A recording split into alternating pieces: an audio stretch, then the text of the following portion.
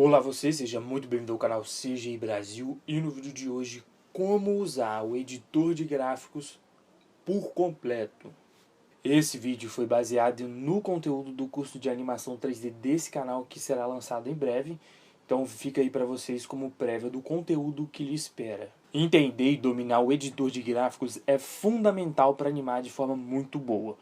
Ele pode parecer um pouco intimidador, mas você vai ver que além de bem simples, é uma ferramenta de animação muito poderosa. Eu vou usar o editor de gráficos do Blender, mas os conceitos que eu vou passar aqui são aplicáveis a qualquer software. Vou começar aqui com um exemplo muito simples e mais pra frente a gente pega os exemplos mais complexos, que vai ser, obviamente, eu vou fazer uma animação bem rápida aqui do nosso cubo vindo desse ponto até esse ponto, certo?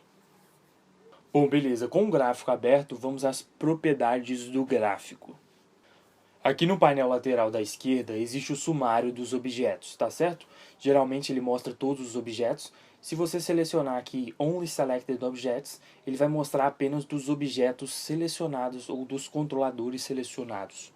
As transformações feitas nesse objeto basicamente vão ser Location, Rotation e Scale nos 3 eixos. Uma observação é que às vezes você pode se deparar com 4 eixos em rotação. Isso aí significa que o modo de rotação do seu objeto está em quaternário. Isso pode ser um pouco assustador, eu sei que é, mas mais para frente a gente vai falar sobre modos de rotação e etc. Por enquanto, vocês só precisam saber que se aparecer 4 eixos na rotação, ou seja, W, X, Y, Z, é porque o modo de rotação está em quaternário. No meu caso aqui, eu vou trabalhar de forma limpa e vou excluir os outros e deixar apenas o Location. Para fazer isso é bem simples, você seleciona e aqui mesmo clique em Delete e pronto. Eu vou selecionar o eixo do meu objeto que teve alteração, que nesse caso aqui é o eixo de Y, tá? E se você quiser que apareça apenas a curva do eixo que você selecionou, você pode clicar aqui em Edit, Preference, Animation, e aqui em F-Curves a gente precisa reduzir a opacidade das curvas não selecionadas, certo? E aí é só salvar. Com ele salvo, ele ainda continua mostrando alguns pontos, tá certo? Para resolver isso, é só você vir aqui em View e selecione em Only Selected Curve Keyframes.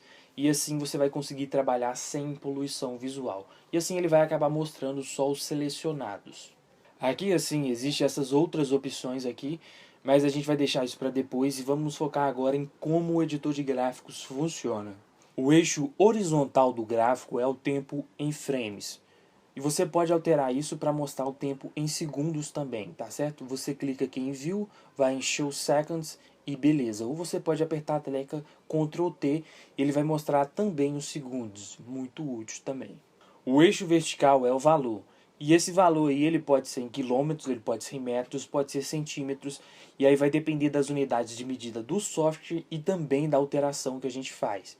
O importante é você entender aqui que esse valor é a posição do nosso objeto na cena.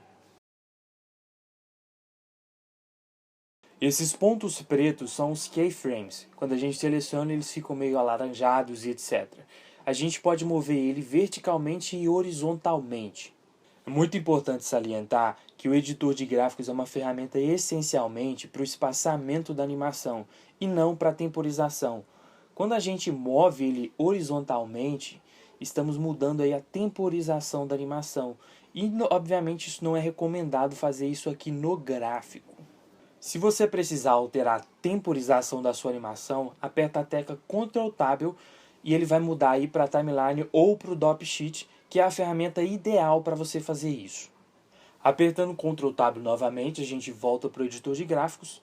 E de uma forma geral aqui, que você precisa entender é que é recomendado que você mova os keyframes apenas verticalmente. As curvas do Blender elas não são selecionáveis, o que significa que você só seleciona apenas os keyframes. Alguns softwares eles permitem que você selecione as curvas também, mas esse não é o caso do Blender. Outra coisa sobre as curvas é obviamente a interpolação. Existem apenas 3 no Blender, com a tecla T nós podemos ver constante, linear e Bezier. Na interpolação constante, ele vai permanecer na mesma posição até o próximo keyframe. Isso aí vai ser muito bom para a gente utilizar no bloqueio da animação, certo? Na interpolação linear, ele vai dar um espaçamento exatamente o mesmo, ou seja, linear. E o resultado vai ser algo bem robótico, e aí vai ter um espaçamento exatamente o mesmo. E por último, a interpolação de Bézier, que obviamente é mais complexa, mas vai criar curvas suaves e de inimagináveis formatos e tipos de espaçamento.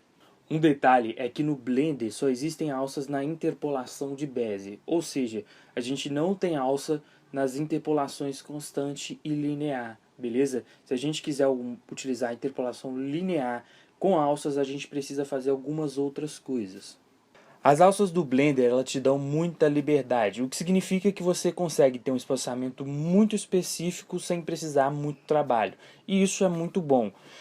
O Blender tem aí 5 tipos de alças, tá? É muito fácil, beleza?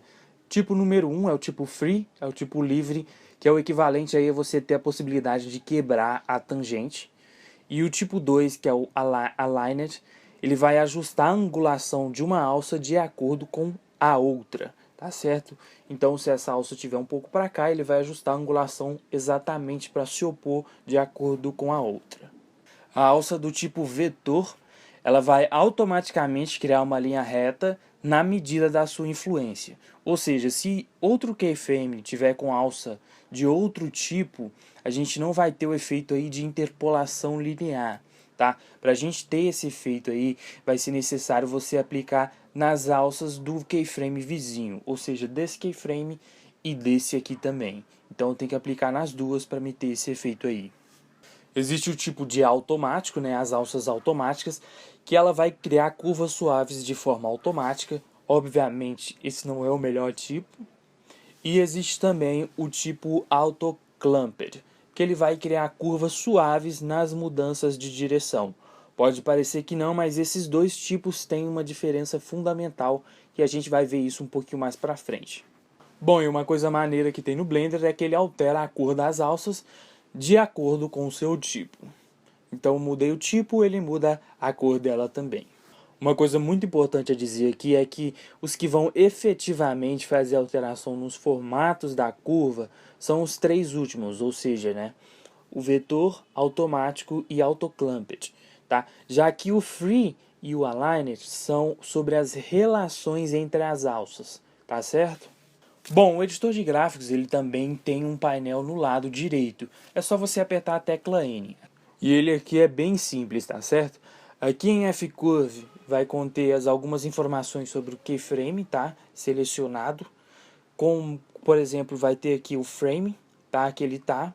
Vai ter o seu valor e vai ter aqui embaixo algumas informações sobre as alças dele. Então, os tipos das alças que estão nele e as posições assim.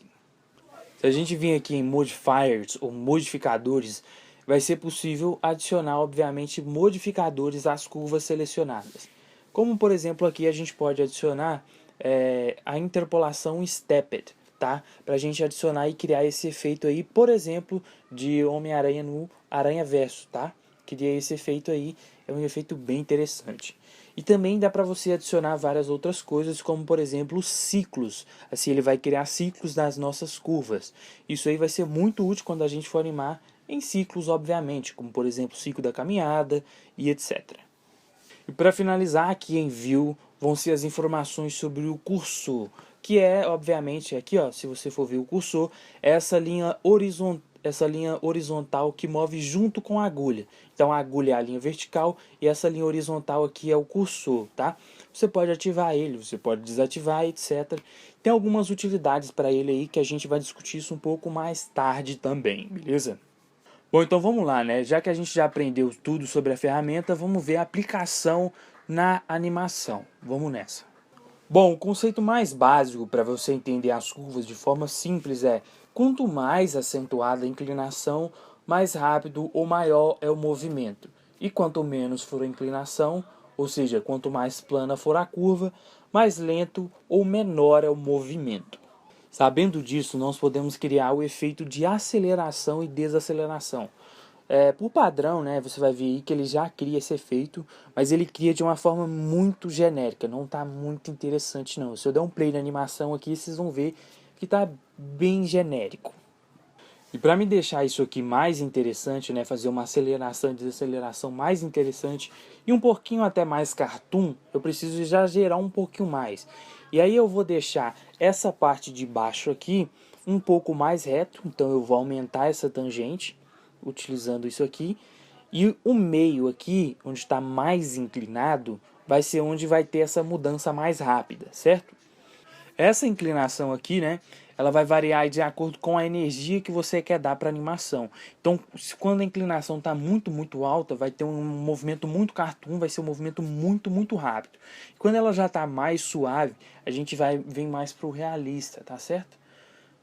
Para reduzir essa inclinação. Enfim, aí vai depender muito da energia, do movimento, do tamanho do movimento, mas essencialmente é isso aí. Vamos ver aqui o exemplo clássico, né, da bola quicando, só que essa bola aqui vai quicar no mesmo ponto. Primeira coisa aí é que a mudança de direção na inclinação significa uma mudança na direção do objeto. Ou seja, se a minha curva aqui ela está apontando para cima e depois ela fica para baixo, significa aí que meu objeto mudou a direção dele.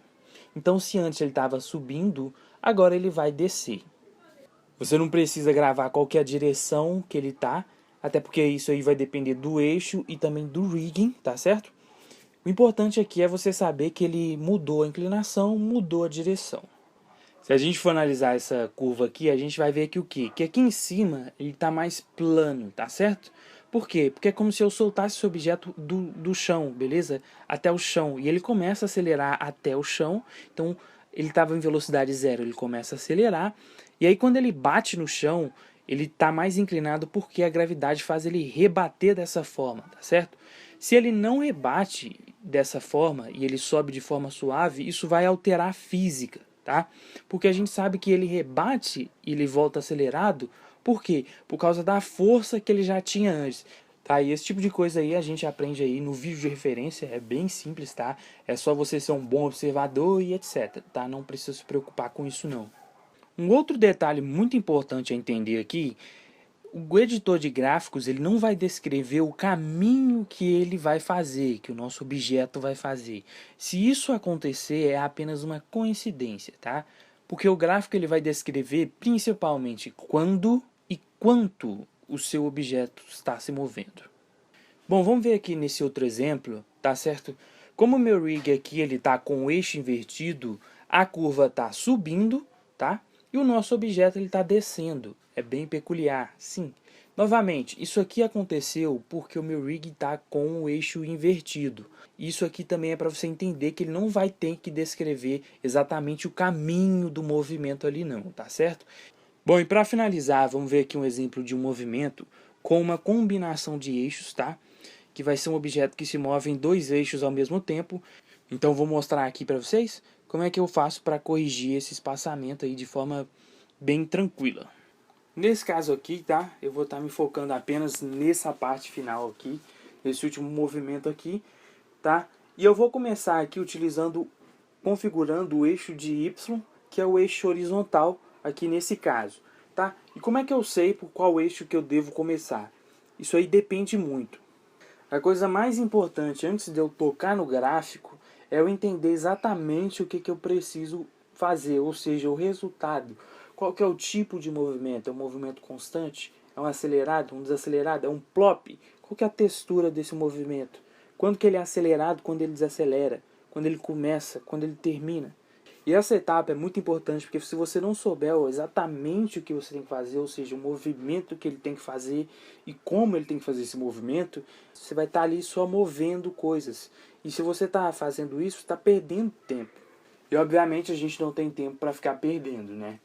Bom, nesse caso aqui eu vou definir aqui como eu quero um movimento que é acelerado e ele desacelera. E para dificultar um pouquinho mais, ele obviamente não vai poder interferir no movimento anterior, que é esse C grande que ele faz aqui. Então eu selecionei aqui o eixo. É muito simples, baseado naquele conceito de quanto mais acentuada a inclinação, mais rápido e maior é o movimento. E quanto menos for a inclinação, mais lento e menor é o movimento. Basicamente o que eu preciso fazer aqui é definir que eu preciso que ela fique mais inclinada nessa parte, certo? E assim ela vai afetar o último sem afetar o último movimento, né? Nesse caso aqui ela acabou afetando, e aí eu vou precisar quebrar essa tangente. Bom, vou apertar Ctrl Z aqui para desfazer isso que eu tinha feito. Vou apertar a tecla V e vou vir em Free aqui para quebrar essa tangente. Agora é só eu alterar essa tangente um pouco para cima, e aí eu vou ter essa inclinação aqui. Esse keyframe aqui eu vou poder deletar ele para me descrever isso aqui, para me ter esse movimento aqui de uma forma muito mais limpa, tá? Não tem problema deletar, desde que obviamente você saiba o que você está fazendo. Bom, o que aconteceu aqui foi que a curva ficou um pouquinho acima do keyframe. Isso aqui, obviamente, não é bom fazer porque causa o overshoot. Ou seja, ele vai passar do ponto que eu defini, que é o ponto do keyframe, e vai voltar, tá certo? Então é só eu reduzir isso aqui um pouco e pronto, isso já vai estar resolvido. Bom, agora aqui é só atualizar o Motion Path para me ver o espaçamento. E é exatamente isso que eu quero. Obviamente, né, novamente, que ele perdeu o arco, tá? Mas tudo bem, porque agora eu só preciso corrigir o eixo de Z, tá certo? E aí, para configurar o eixo de Z, é bem simples, tá? O mesmo princípio e praticamente as mesmas coisas. Vou clicar nele, vou selecionar, vou quebrar a tangente, beleza, vou posicionar aqui, deletar esse keyframe, e é mais ou menos isso aí. Bom, para mostrar de uma forma bem rápida aqui, esse exemplo que eu fiz aqui, que é praticamente um cara dando um tiro, obviamente que aqui, né, a pose não está muito interessante, etc. Mas o fundamental aqui, que é a mão dando um chicote do tiro, que eu fiz, é basicamente o mesmo princípio. De todo jeito, é praticamente os mesmos princípios. Que é o quê? Que é um movimento como o outro que a gente acabou de fazer. Que é, ele já vem acelerado, ele desacelera e etc. Nesse caso aqui eu fiz um overshootzinho básico aqui no editor de gráficos para criar esse efeito. E obviamente que não foi só num braço, para ele não ficar muito robótico, mas de uma forma geral ele pegou a essência do que é esse movimento aí. Obviamente que tem muita coisa para fazer ainda, tem os ombros e todo o corpo, mas de uma forma geral a mão está fazendo o que ela precisa fazer. Bom, então é basicamente isso, muito obrigado aí. Eu espero que você tenha aprendido algo. Deixe seu like se você gostou, se inscreva nesse canal. Então é isso, muito obrigado e até a próxima. Tchau.